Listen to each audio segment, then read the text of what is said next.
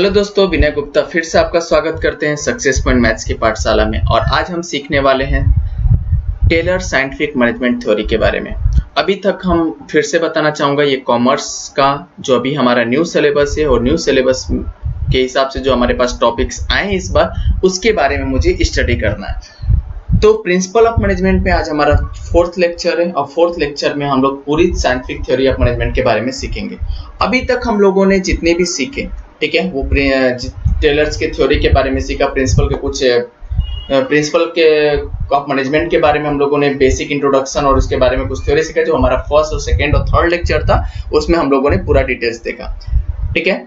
सबसे अच्छी तो बात यह है कि जब हम सीखते हैं किसी चीज को तो हम तुरंत वहीं पर लर्न कर लेते हैं और मुझे दोबारा फिर से पढ़ने की जरूरत नहीं होती है।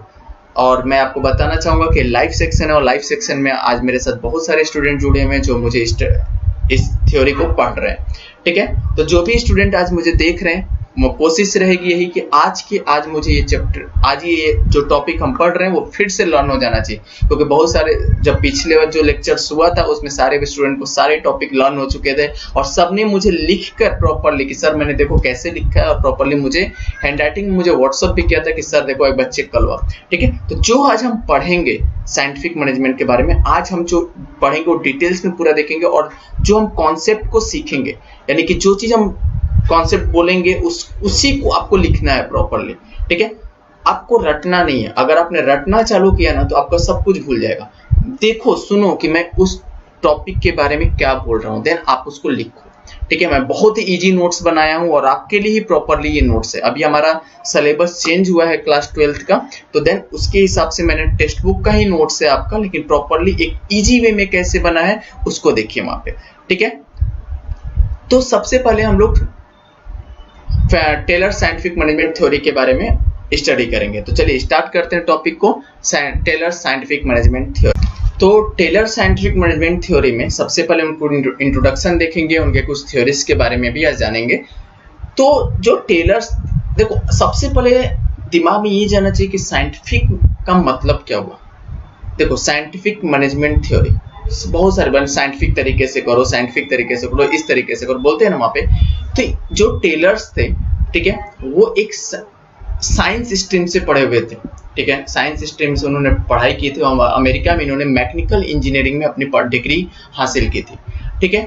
इन जो हमारे पास टेलर्स थे, टेलर्स का जो फुल नाम था वो फ्रेडरिक विल्सलो टेलर्स था और उनका जो डेट ऑफ बर्थ था वो 20 मार्च 1856 को हुआ था, ठीक है। इनको हम फादर्स ऑफ साइंटिफिक मैनेजमेंट के नाम से भी जानते थे। इन्होंने प्रिंसिपल ही नहीं दिया, इन्होंने प्रिंसिपल के साथ कुछ टेक्निक्स भी दिए, ठीक है। जैसे उन्होंने मैनेजमेंट और साइंस दोनों को लेके साइंस के साथ स्टडी करते करते उन्होंने साइंटिफिक थ्योरी का नाम, साइंटिफिक ऑफ मैनेजमेंट का नाम ही दे दिया वहां पे, ठीक है। एक बार को वो बार बार अप्लाई करते रहे और जब उन्होंने देखा कि वो बार बार का रिजल्ट वही आ रहा है दोबारा घूम के, तो उन्होंने उसको उसी पे जाकर एक प्रिंसिपल तैयार कर दिया, ठीक है। तो प्रिंसिपल क्या था, वो प्रिंसिपल आज हम देख रहे हैं, ठीक है। तो Taylor form certain principle of management based of the scientific experiment, ठीक है। वहां पे देखो टॉपिक मैंने लिखा हुआ है, सारा चीज वहां पे आपको कुछ करना नहीं है, सब कुछ मैंने यहाँ पे लिख के दिया हो गया। तो सबसे पहले मैंने वहां पे इंट्रोडक्शन के बारे में बताया कि उनको जो फादर, इनको हम क्या बोलते हैं, फादर ऑफ साइंटिफिक मैनेजमेंट बोलते हैं। तो सबसे पहला क्वेश्चन से हमारा फिलअप्स में आ सकता है या एमसीक्यू में क्वेश्चन आ सकता है, who is the father of scientific management. तो आप यहाँ पे क्या लिखोगे, टेलर, ठीक है। Taylor is the father of the scientific management, या पूरा नाम लिखना चाहें तो पूरा नाम लिख सकते हैं, ठीक है। फुल नेम आपको पता ही हो गया कि फ्रेडरिक विल्सलो टेलर था और इनका जो डेट ऑफ बर्थ हुआ था वो 20 मार्च 1856 को हुआ था। और ये इन्होंने जो पढ़ाई की थी वो मैकेनिकल इंजीनियरिंग में पढ़ाई की थी और कहाँ से किया था, अमेरिका से। तो इन्होंने देखो एक साइंस के तरीके से इन्होंने सोचना चालू किया। साइंस के तरीके से सोचने का मतलब क्या हुआ कि अगर हम किसी चीज को बार बार अप्लाई करना और वो बार बार अप्लाई करने से जो रिजल्ट आना, ठीक है, वो होता है साइंस। यही हम बोलते हैं ना, मान लो कि आप केमिस्ट्री लैब में गए, मान लो आप कॉमर्स के स्टूडेंट नहीं हो, कॉमर्स के स्टूडेंट हो और आप साइंस का जब 10th में रहते हो, साइंस में तो केमिस्ट्री में जाते हो, तो बार बार चीज को अप्लाई करते हो, बार बार किसी केमिकल्स को लेकर अप्लाई करते हो, नया रिजल्ट निकलता है। तो उन्होंने भी यही चीज किया, मैनेजमेंट में बार बार चीज को अप्लाई करते रहे, मैनेजमेंट कैसे चलता है, किस तरीके से चला है, उन्होंने बार बार एक ही चीज को बार बार देखा, और उन्होंने जो चीज देखा तो उन्होंने क्या देखा कि वही रिजल्ट बार बार आ रहा है, तो उसी रिजल्ट को बार बार आने पे उन्होंने उसका नाम ही दे दिया कि साइंटिफिक प्रिंसिपल ऑफ मैनेजमेंट। ठीक है, तो उन्होंने देखो उनकी मेन थ्योरी क्या थी, उनकी जो मेन थ्योरी थी वो क्या थी। ठीक है, डिफिनेशंस ऑफ साइंटिफिक मैनेजमेंट, चौथा टॉपिक यहाँ पे है, देख लीजिए यहाँ पे डिफिनेशन क्या था। Definitions of scientific management of the Frederick Taylor. Scientific management consist of knowing what you want mean to the do exactly, मतलब कि एग्जैक्टली आप करना क्या चाहते हो, क्या काम करना चाहते हो। समझो मेरी बात को, मैं क्या बोल रहा हूँ वहां पे, एग्जैक्टली आप काम क्या करना चाहते हो और किस तरीके से कर रहे हो। समझ में आ गया। Scientific management consist of knowing what you want mean to exactly, आप एग्जैक्टली क्या काम करना चाहते हो और किस तरीके से काम कर रहे हो। ठीक है, and seeing it is the two the best and cheapest manner, और जो आप काम कर रहे हो क्या वो चीपेस्ट वे में कर सकते हैं। ठीक है, तो उन्होंने चीपेस्ट वे कहने का मतलब क्या हुआ कि कम से कम पैसों में आप किसी काम को कैसे कर सकते हैं, यही हुआ ना। चीपेस्ट का मतलब क्या हुआ, कम से कम। तो उन्होंने क्या बोला कि एग्जैक्टली हम आप काम क्या करना चाहते हो और किस तरीके से कर रहे हो और वो चीपेस्ट वे में कर सकते हो। अब मतलब कम से कम पैसे में हम क्या किसी काम को कर सकते हैं। तो उनका एक यहाँ पे मैनेजमेंट की उन्होंने एक थ्योरी दे दी कि अगर हम किसी काम को करना चाहते हो किस तरीके से करें और उसी काम को हम कम से कम चीपेस्ट रेट में हम क्या उस काम को निकाल सकते हैं, तो उन्होंने उसका नाम दे दिया साइंटिफिक मैनेजमेंट। तो उन्होंने एक डिफिनेशंस दे दिया। समझ गया, सबको लर्न हो गया। फिर से एक बार बोल दो, क्या बोला कि साइंटिफिक मैनेजमेंट उन्होंने कंसिस्ट क्या किया कि एग्जैक्टली हम काम क्या करना चाहते हैं, एग्जैक्टली हम काम क्या करना चाहते हैं और किस तरीके से करना चाहते हैं, क्या देख के करना चाहते हैं, क्या हम उसी काम को चीपेस्ट रेट में कर सकते हैं, तो उसको उन्होंने क्या नाम दे दिया, साइंटिफिक मैनेजमेंट। लर्न हो गया सबको। चलो अब आते हैं उनकी डिफिनेशन, जो उनके प्रिंसिपल थे 5 प्रिंसिपल, तो वो सारे प्रिंसिपल के हम बारे में स्टडी करते हैं। तो एक एक करके हम सारे अब हम पढ़ने वाले हैं प्रिंसिपल ऑफ साइंटिफिक मैनेजमेंट में। पहला जो हमारा है प्रिंसिपल ऑफ साइंटिफिक मैनेजमेंट का, साइंस नॉट थंब रूल। देखो ये है मेरा पहला पॉइंट, नॉट थंब रूल। तो जो हम यहाँ पे पढ़ेंगे, थोड़ा सा मैं अंडरलाइन करता हूँ, अंडरलाइन मिस्टेक हो रहा है यहाँ पे, ध्यान दीजिए। ठीक है, नॉट थंब रूल। तो इसमें आपको मैंने रिमेंबर दिस करके लिखा है ना, अगर इसका मतलब आपको समझ में आ गया तो जो भी हमारे पास, ये आपको एग्जाम में नहीं लिखना है, जो मैं अंडरलाइन कर रहा हूँ ना ये चीज, ये आपको एग्जाम में नहीं लिखना है, लेकिन जो हमारे पास अंदर पॉइंट्स है ना वो लिखने हैं। ठीक है, ये आपको एग्जाम में नहीं लिखने हैं, आपको जो लिखना है वो ये जो 3 पॉइंट्स है हमारे पास, ये पॉइंट्स को लिखना है, फर्स्ट पॉइंट, सेकंड पॉइंट और थर्ड पॉइंट। तो अगर ये आपको समझ में आ गया ना, रिमेंबर दिस पॉइंट का, तो मान लो कि हमें पूरा थ्योरी ही समझ में आ गया। ठीक है, बस आप ये याद रखो। अब ध्यान दो, सबसे पहला है science not rules of thumb. ध्यान दीजिए यहाँ पे मैं क्या बोल रहा हूँ, सबसे कुछ स्टोरी बता देता हूँ और उसी के हिसाब से हम चलते हैं। ठीक है, जो मैं बोल रहा हूँ ना वही लिखना है आपको, ध्यान देना, जो मैं बोल रहा हूँ वही लिखा गया है, बस ध्यान दो वहां पे कि साइंस के व्यू से अगर हम देखें, अगर हम साइंस के व्यू से देखें, तो अगर हम किसी केमिकल्स को एक्सपेरिमेंट करते हैं, तो किसी केमिकल्स को एक्सपेरिमेंट करते हैं तो कुछ नया रिजल्ट बाहर आता है।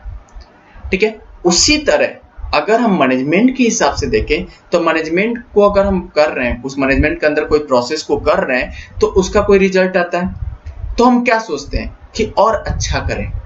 ठीक है, तो कई बार आप उसको क्या करते हो, और बेटर करना चाहते हो और अच्छा करना चाहते हो, यही करना चाहते हो ना। सिमिलरली उसी तरह, अब रिमेंबर पे आ जाओ, ध्यान देना यहाँ पे मैंने क्या बोला कि अगर हम साइंस को देखें, तो साइंस अगर हम करते हैं तो कुछ केमिकल्स लेते हैं और कुछ केमिकल पर बार बार एक्सपेरिमेंट करते हैं तो कुछ नया रिजल्ट आता है। पहला पॉइंट यही बोला था। दूसरा मैंने बोला था कि जब हम किसी चीज को करते हैं, तो मैनेजमेंट को अगर हम देखते हैं, तो मैनेजमेंट भी अगर कोई प्रोसेस करती है तो उससे कुछ रिजल्ट आता है, तो वो क्या सोचती है, मैनेजमेंट क्या सोचेगी कि और अच्छा करो, और अच्छा करो, कि जिसके द्वारा हमारा प्रोडक्शन क्या हो और अच्छा हो, यही होगा। तो देन हमारे पास रिमेंबर ऑफ दिस में पहला पॉइंट है, ध्यान देना यहाँ पे, पहला जो पॉइंट है हमारे पास, डिस्कार्ड रूल्स थंब। देखो यहाँ पे डिस्कार्ड रूल थंब, दूसरा साइंटिफिक अप्रोच और तीसरा डेवलपमेंट स्टैंडर्ड अप्रोच। यही 3 का मतलब समझ लो, थ्योरी समझ में आ गई। मतलब कहने का मतलब हमें साइंस को फॉलो नहीं करना है। Science not rule of thumb. हमें साइंस को फॉलो नहीं करना है, हमें कोई रूल्स नहीं बनाना है। हमें साइंस को फॉलो नहीं करना है, हमें कोई रूल्स नहीं बनाना है, हमें सिर्फ एक्सपेरिमेंट करना है। आ गया? पहला पॉइंट क्या बोला? हमें साइंस को फॉलो नहीं करना है, ना तो कोई रूल्स बनाना है, हमें सिर्फ क्या करना है? एक्सपेरिमेंट करना है। अब किस तरीके से? अगर आप सेम रूल फॉलो करना चाहते हैं, डिस्कार्ड रूल ऑफ थॉट, ध्यान दो यहाँ पे, पहला पॉइंट मैं बोल रहा हूँ, पहले पॉइंट से लेकर दूसरा पॉइंट आएगा। अगर आप सेम रूल फॉलो कर रहे हो तो उसे ना करो, उसको कुछ अलग तरीके से फॉलो करो, उसको कुछ अलग तरीके से फॉलो करो, कुछ ट्रेडिशनली बनाओ, कुछ एक्सपेरिमेंट करो, कुछ अलग अप्रोच को सामने लाओ, कुछ नया तरीका अपनाओ, ठीक है, और एक स्टैंडर्ड डेवलप करो जिसके द्वारा उसका प्रोडक्शन ज्यादा हो सके। तो किस तरीके से? साइंटिफिक अप्रोच बनाओ। तो दूसरा पॉइंट क्या आ गया? साइंटिफिक अप्रोच बनाओ, मतलब साइंटिफिक तरीके से उसको लाओ और उसको ऐसा करो कि उसको डेवलपमेंट एक स्टैंडर्ड तरीके से करो जिसके द्वारा उसका प्रोडक्शन क्या हो? ज्यादा हो। 3 पॉइंट बोला। पहला पॉइंट क्या बोला? कि साइंस को फॉलो ना करो, ना तो कोई रूल्स बनाओ, ठीक है, आप सिर्फ क्या करो? एक्सपेरिमेंट करो, ठीक है। आपको साइंस के रूल्स को फॉलो ही नहीं करना है, ठीक है, आपको क्या करना है? ट्रेडिशनल रूल को फॉलो करना है।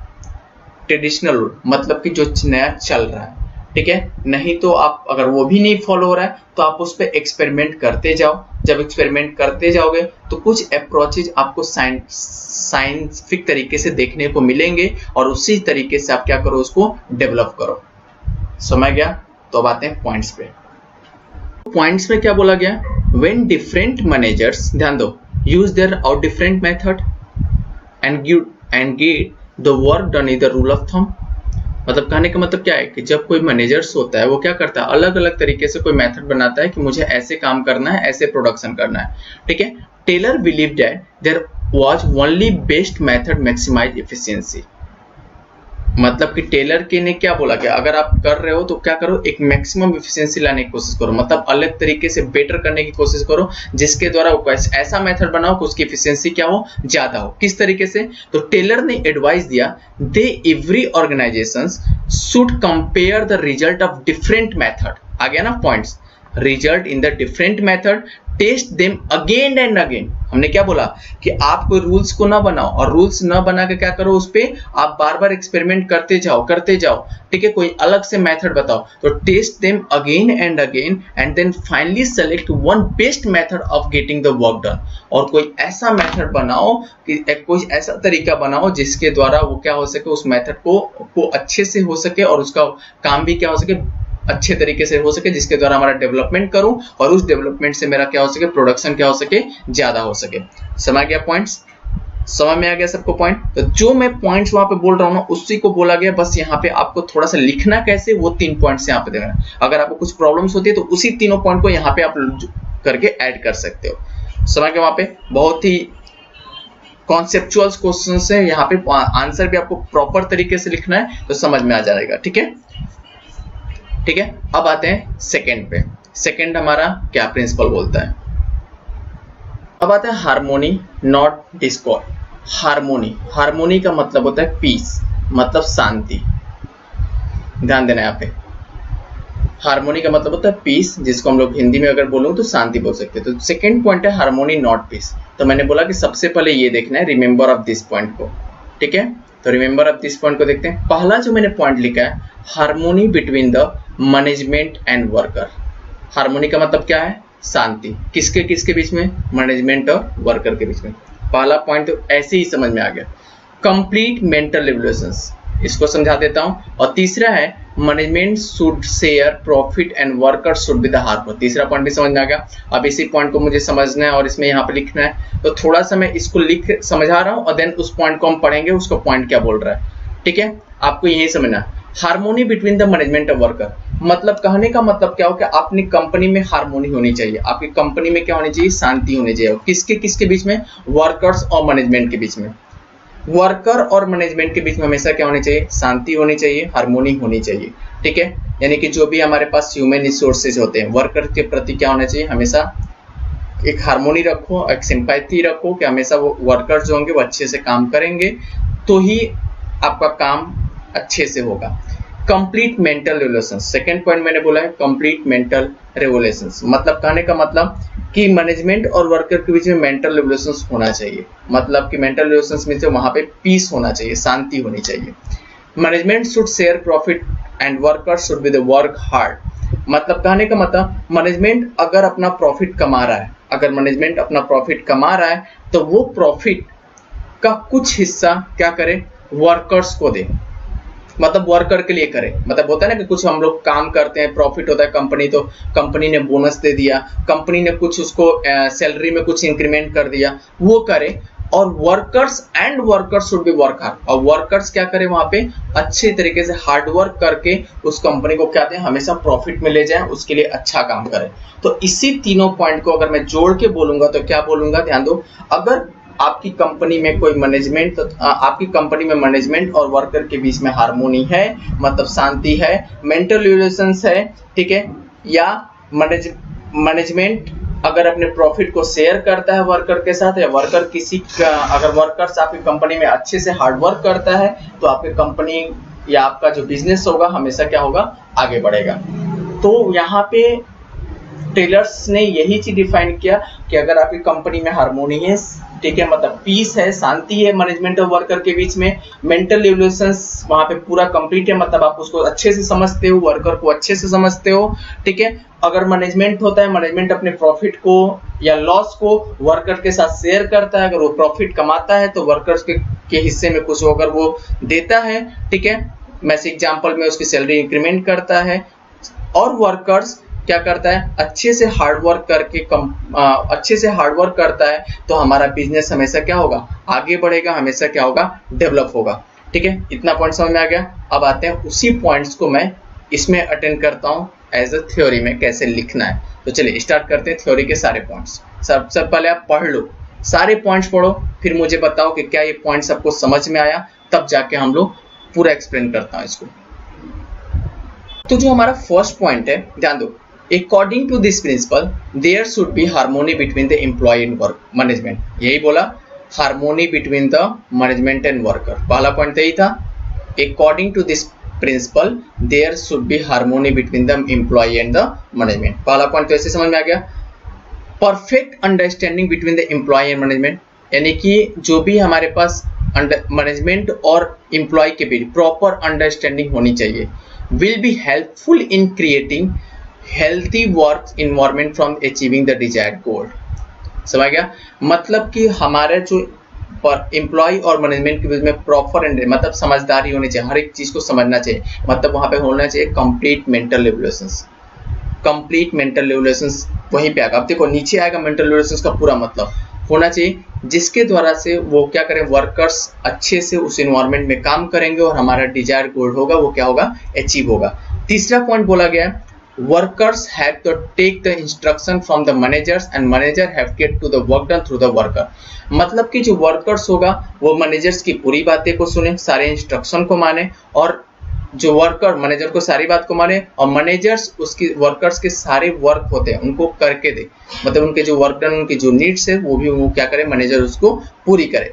समटाइम्स, ध्यान दो यहाँ पे आता है, sometimes the relations between them the exploit is very harmful for every one worker, manager and owner, the class conflict and the replace the harmony between the two, both should change the thinking toward the each other in the mental regulations। ध्यान दो यहाँ पे आ गया ना mental, मतलब कि कुछ समय ऐसा होता है कि जो हमारे पास वर्कर्स मैनेजर और ओनर के बीच में क्या होता है, हार्मफुल इफेक्ट, कुछ गलत फैमिलियां हो जाती हैं, जिसके द्वारा उसका पूरा इफेक्ट किस पे पहुंच देता है, किस पे पहुंचता है, प्रोडक्शन पे पहुंचेगा, इन हमारे बिजनेस पे पहुंचेगा। तो वहां पे हमें क्या करना चाहिए, शांति से रखना चाहिए, शांति से बर्ताव रखना चाहिए, पीसफुल रहना चाहिए, और उसको पूरे अच्छे तरीके से सोचना चाहिए कि हम कैसे उस काम को अच्छे से निपटा दें कि हमारा काम क्या हो जाए, पूरा हो जाए, ठीक है। तो उसको बोलते हैं हम लोग क्या, is known as a mental regulations, ठीक है। इतना समय आ गया। मेंटल रेगुलेशंस का मतलब ही होता है पीस, उसका मतलब ही समझ लो, पीस मतलब शांति, ठीक है। तो ये हमारे पास प्रिंसिपल हो गया वहां पे, सेकंड प्रिंसिपल। अब आते हैं थर्ड पे। थर्ड पॉइंट पे आते हैं कि थर्ड हमारा प्रिंसिपल क्या बोलता है। दो प्रिंसिपल आपको समझ में आ गए, पहला प्रिंसिपल भी समझ में आ गया होगा, सेकंड अभी सुनूंगा सबसे, सेकंड प्रिंसिपल भी समझ में आ गया, ठीक है। अब आते हैं थर्ड प्रिंसिपल पे। नोट इसको एक बार पढ़ लो अच्छे से। पहला harmony between the management worker, second point हमने क्या बोला कि एम्प्लॉय और मैनेजमेंट के बीच में प्रॉपर क्या होना चाहिए, अंडरस्टैंडिंग होनी चाहिए और उसके जिसके द्वारा वो क्या कर सके, गोल को अचीव कर सके। वर्कर्स मैनेजर के सारे इंस्ट्रक्शन को माने और मैनेजर्स भी वर्कर के सारे जितने भी नीड्स होते हैं उसको भी पूरा करके दे, ठीक है। अगर कुछ रिलेशंस की वजह से, कुछ गलती की वजह से अगर वर्कर्स मैनेजर और ऑनर के बीच में कुछ हो जाता है तो उसको शांति तरीके से क्या करो, उसको अच्छे से शांति से उसको क्या करो, कंप्लीट करो। दो या दो से ज्यादा लोग बात करके और उसको सोचो कि वो किस बारे में वो बात कर रहे हैं, ठीक है। और उसी को हम लोग क्या बोलते हैं, मेंटल रिलेशंस। अगर ये अच्छे से हो गया तो हमारा क्या होगा, वर्क अच्छे से हो गया, ठीक है। तो ये 3 पॉइंट जो हमने बगल में लिखे हैं, तो ये तीनों पॉइंट भी आप इसमें जोड़ के लिख सकते हो, ठीक है। उसी चीज को मैं यहाँ पे एज अ थ्योरी में समझाया और उसी चीज को इसमें क्या करना है, प्रॉफिट। तो जो तीसरा पॉइंट है हमारे पास, management should be share profit and workers should the hard work, तो ये आप यहाँ पे जोड़ सकते हो। वही थर्ड वाला पॉइंट मैंने सेकंड वाले पॉइंट में जोड़ा है, लेकिन आप वही थर्ड वाला पॉइंट वहां सेकंड वाले पॉइंट में आप वहां पे ऐड कर सकते हैं, ठीक है। तो चलिए आते हैं थर्ड वाले पॉइंट पे, थर्ड हमारा प्रिंसिपल क्या बोलता है। अब हमारा तीसरा टॉपिक है मेंटल रिवोल्यूशंस। ध्यान दो, यहाँ पे हमने भी पीछे पढ़ा, सब कुछ वही है, बस समझ लो यहाँ पे। This principle focus on change in the attitude of employment and management toward each other. मतलब ये प्रिंसिपल में क्या बोलता है, अपने एम्प्लॉय को लेके, ठीक है, और मैनेजमेंट के लेकर जो भी हमारे पास एटीट्यूड्स है वो चेंज करो। Boss should realise that equal importance of present. मतलब कि मैनेजमेंट ये ना दिखाए कि मैं मैनेजमेंट हूँ, ठीक है।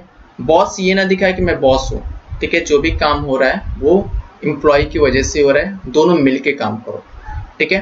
तो हमने बोला, अभी देखो पीछे हम लोगों ने अभी क्या बोला था, सेकंड पॉइंट्स में वहां पे देखा था कि अगर मन मुटाव हो गया तो वहां पे क्या रखो, पीस रखो, शांति रखो, हार्मोनी रखो, यही बोला था ना। सेकंड पॉइंट बोला गया है कि both should realise their equal importance of organisation. मतलब कि आप दोनों को रियलाइज होना चाहिए कि आप इस ऑर्गेनाइजेशन का हिस्सा हो और आपके लिए ही ये इंपॉर्टेंट है। दोनों इंपॉर्टेंट हो, इक्वल इंपॉर्टेंस हो। कौन कौन इंपॉर्टेंस हो, मैनेजमेंट भी हमारे लिए, मैनेजमेंट और एम्प्लॉय दोनों क्या हो, इक्वल हो यहाँ पे, ठीक है। किसके लिए, ऑर्गेनाइजेशन के लिए। अगर ऑर्गेनाइजेशन आपको चलाना है, अगर आपको संस्था चलानी है, आपको अगर बिजनेस चलाना है, तो दोनों क्या हो, इंपॉर्टेंट हो। This should be give fulfil cooperation then achieving the goal. और दोनों मिलकर क्या करो, उसको हिस्से में भाग लो, दोनों उसको मिलकर उसको काम करना है और अपने गोल को क्या करना है, अचीव करना है।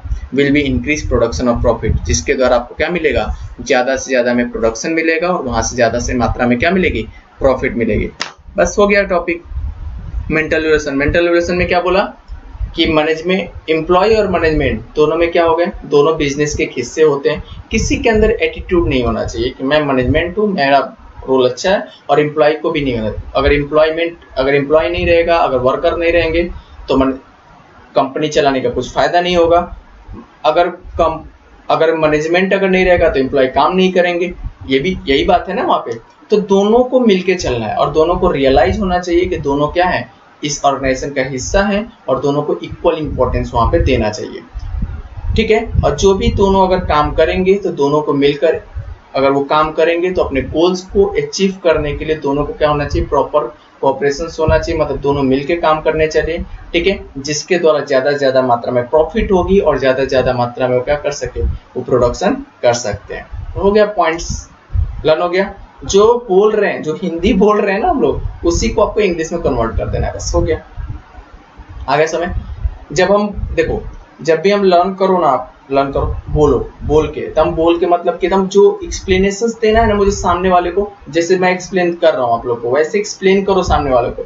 और जो एक्सप्लेन आपने किया उसी को लिखना है आपको, सो ना, पॉइंट्स याद रखो कि जो जो पॉइंट्स है, ठीक है। तो अगर वो पॉइंट्स आपको याद हो गया और वो अगर मैं उसको एक्सप्लेन कर रहा हूँ या किसी को समझा दे रहा हूँ तो हमें लिखने में कोई प्रॉब्लम्स नहीं होगी, नंबर्स हमें मिलेंगे ही मिलेंगे, ठीक है। तो चलिए इसको आप नोट डाउन कर लीजिए, देख लीजिए एक बार, नोट डाउन करने की बात कर रहा हूँ, देख लीजिए। तब हम लोग आते हैं फोर्थ पॉइंट पे। फोर्थ पॉइंट क्या बोलता है प्रिंसिपल ऑफ मैनेजमेंट का, चलो चौथा जो पॉइंट है हमारा, फोर्थ पॉइंट है कोऑपरेशंस नॉट इंडिविजुअल्स।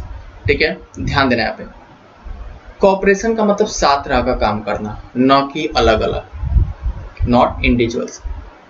कोऑपरेशन का मतलब साथ रह का काम करना, न तो अलग अलग करना है। जो भी वर्क करना है, सुनो ध्यान से, वही बोल रहा है वही लिखा है, जो भी काम करना है टीम वर्क के साथ काम करना है। अपने गोल को अचीव करने के लिए टीम वर्क होना बहुत ही जरूरी है।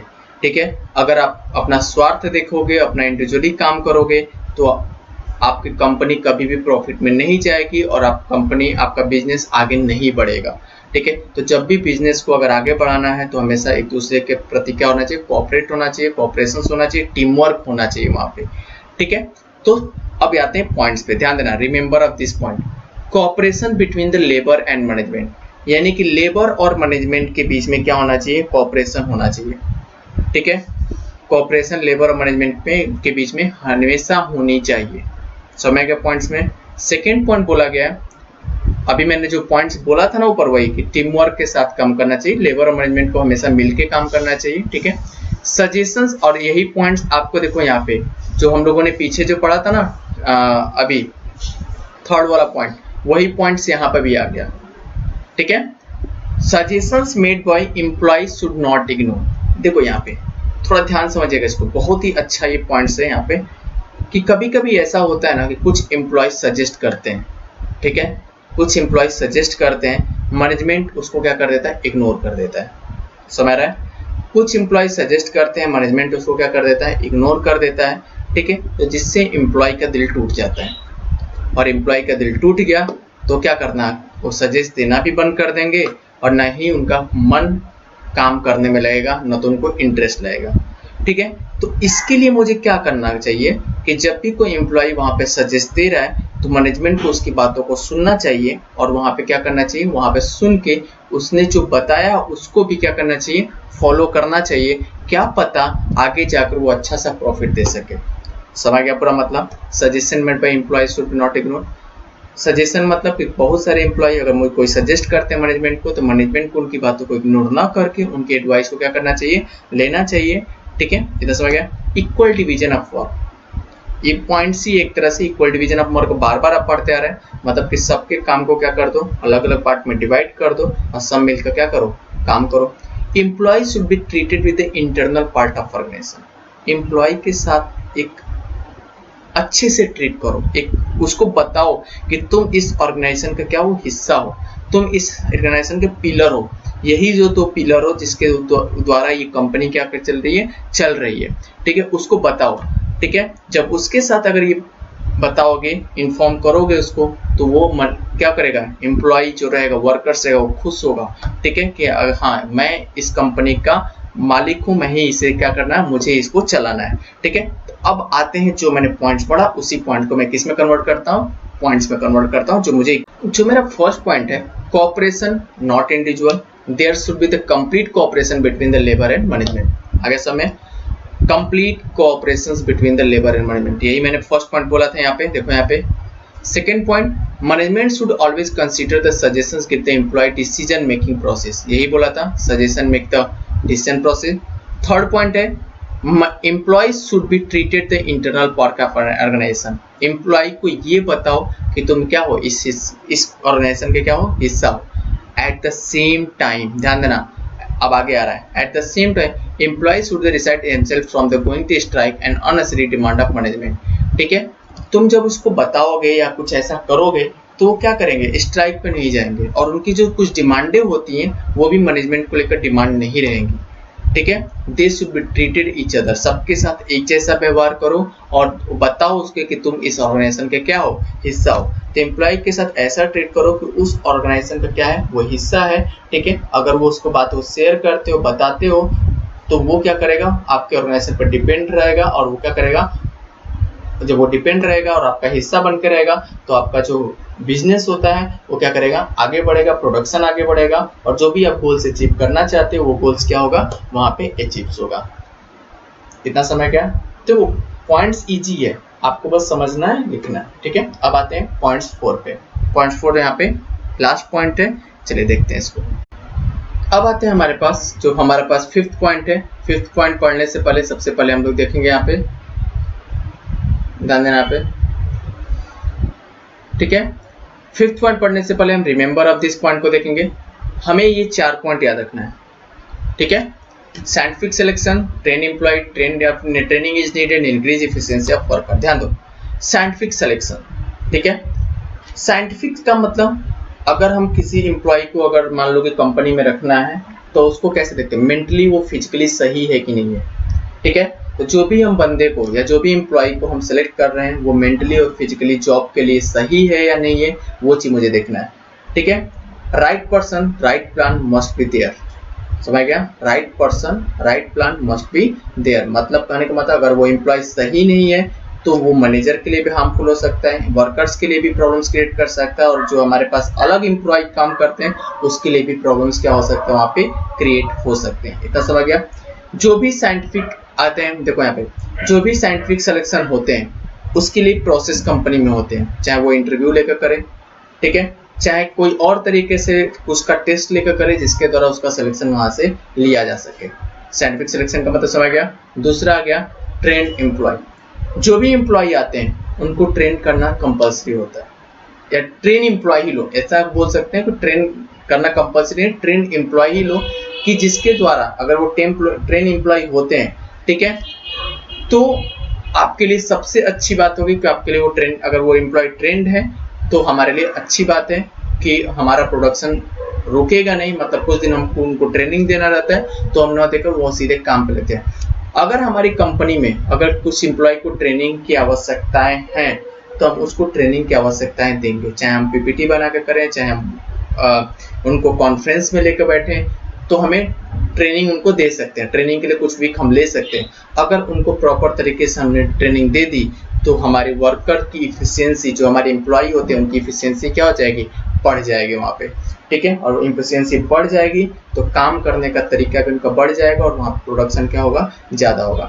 तो सबसे पहला जो पॉइंट है, बेस्ट परफॉर्मेंस एनी ऑर्गेनाइजेशन के depend upon the skill and capabilities, यही पॉइंट हो गया।